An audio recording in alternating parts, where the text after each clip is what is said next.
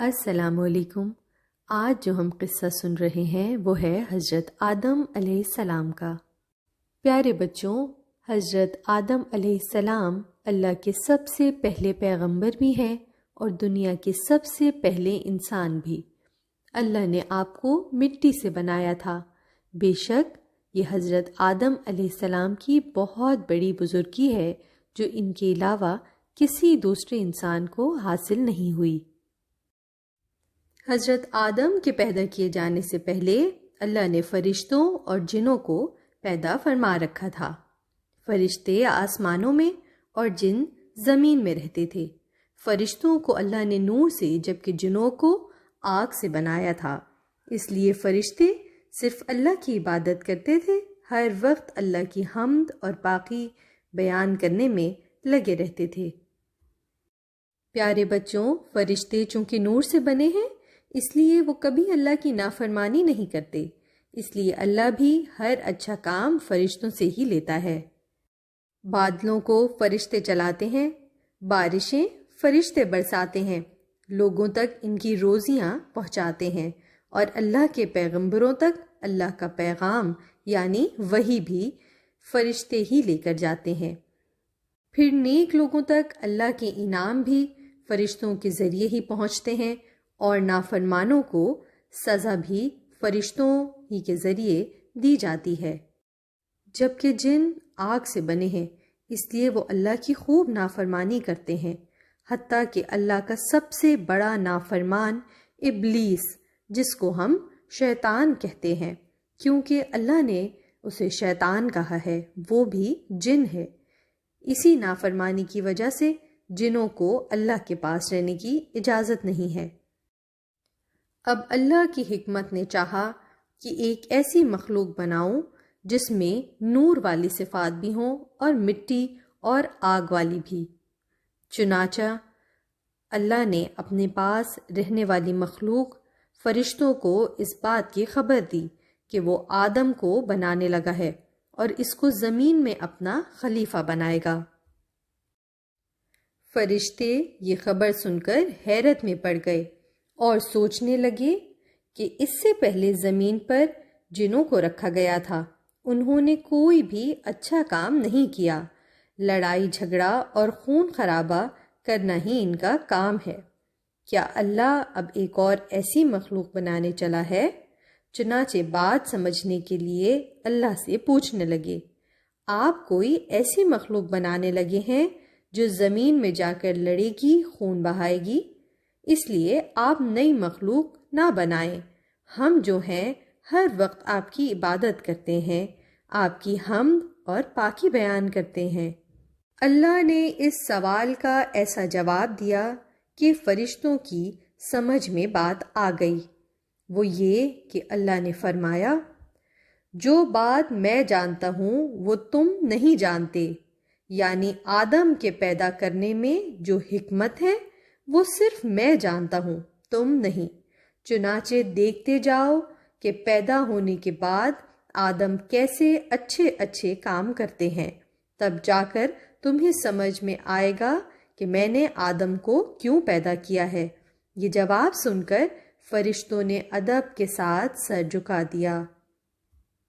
پھر اللہ نے مٹی لے کر اس سے گارا بنایا اور اس گارے کو گوندھا، پھر اس سے انسان کی شکل بنائی۔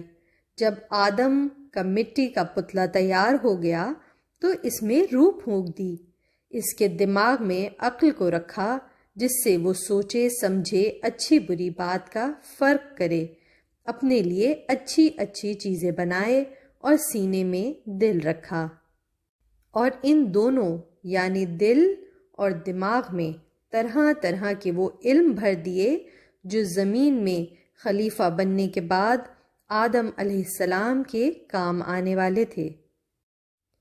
جب آدم علیہ السلام کو سجدہ کرنے کا فرشتوں کو حکم دیا کہ یہ میری بڑی محترم مخلوق ہے، علم کی بنا پر اس کا بڑا مقام ہے، اس لیے تم سب کے سب اسے سجدہ کرو۔ فرشتوں نے اللہ کے حکم پر فوراً عمل کیا اور آدم علیہ السلام کے آگے سجدے میں گر گئے۔ پیارے بچوں، یہاں ایک بات ضرور سمجھ لیں کہ فرشتوں نے آدم علیہ السلام کو یہ سجدہ ان کے احترام میں کیا تھا، نہ کہ آدم علیہ السلام کی عبادت کرنے کے لیے، کیونکہ آدم علیہ السلام بڑی فضیلت والے انسان تھے۔ البتہ آدم علیہ السلام کے بعد اب کسی مخلوق کے آگے احترام والا سجدہ کرنا بھی منع ہے۔ تو بات یہ چل رہی تھی کہ خدا کا حکم ملتے ہی سب فرشتے آدم علیہ السلام کے آگے سجدے میں گر گئے۔ ابلیس چونکہ جن تھا اس لیے حسد کر گیا اور آدم علیہ السلام کے آگے سجدہ کرنے سے انکار کر دیا، اور بڑے غرور کے ساتھ اپنے سجدہ نہ کرنے کی وجہ یہ بتلائی کہ میں ایسے انسان کو سجدہ کیوں کروں، اس کے آگے کیوں جھکوں، اس کو اپنے سے بہتر کیوں سمجھوں جس کو تو نے مٹی سے بنایا ہے، حالانکہ مجھے آگ سے بنایا ہے، اور مٹی نیچے جاتی ہے جبکہ آگ اوپر جاتی ہے۔ میں اس سے بہتر ہوں، اس لیے اسے سجدہ نہیں کروں گا۔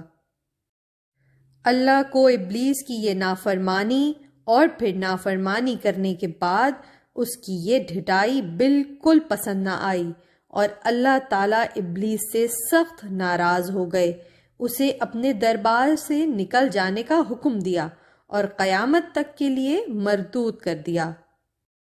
پیارے بچوں، حضرت آدم علیہ السلام جنت میں رہنے لگے، لیکن آپ اکیلے تھے، آپ کی طبیعت کچھ اداس رہتی تھی، تو اللہ نے اس کا انتظام کر دیا۔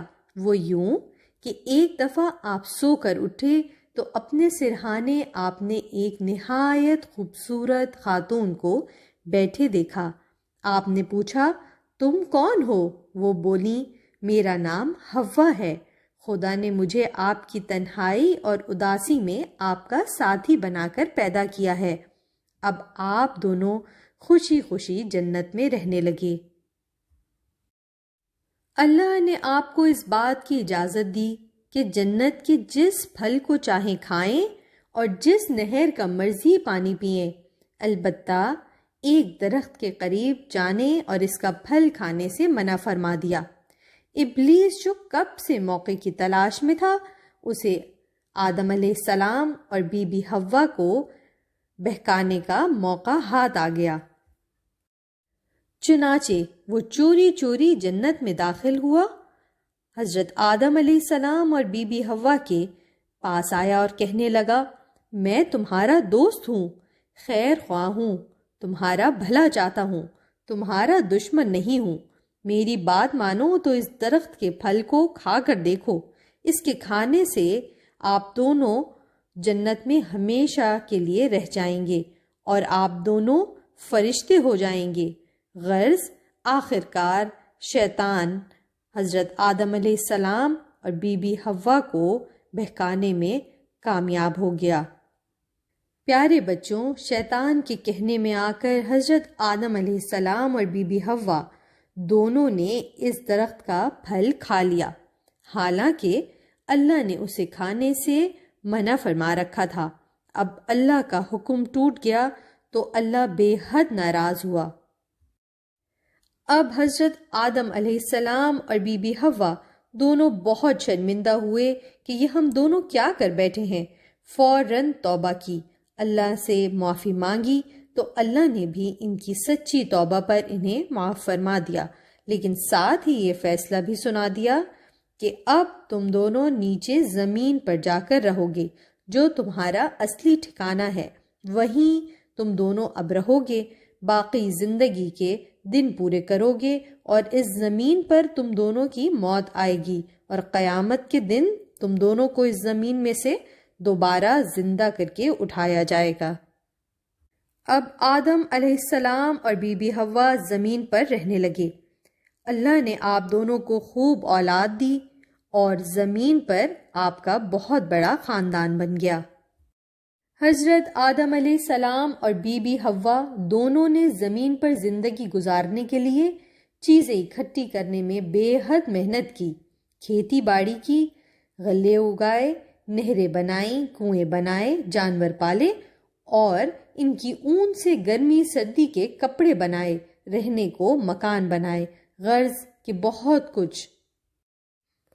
لیکن ان سب کاموں کے باوجود حضرت آدم علیہ السلام اور بی بی حوا اپنے خالق، رازق، پروردگار اللہ کو ایک لمحے کے لیے بھی نہ بھولے، اس کی حمد کرتے رہے، ذکر کرتے رہے، عبادت کرتے رہے، اور آپ نے اپنی اولاد کو بھی اللہ کی یاد اور اس کی عبادت سکھائی، انہیں نصیحت کی کہ شیطان تمہارا دشمن ہے، وہ تمہیں برے برے راستے دکھائے گا، اس سے بچ کر رہنا۔ پیارے بچوں، امید کرتے ہیں آج کا قصہ آپ کو اچھا لگا ہوگا۔ اب اگلے قصے کے ساتھ ملتے ہیں، جو ہوگا حضرت آدم علیہ السلام اور بی بی حوا کی اولاد، ان کے 2 بیٹے حابیل اور قابیل کے بارے میں۔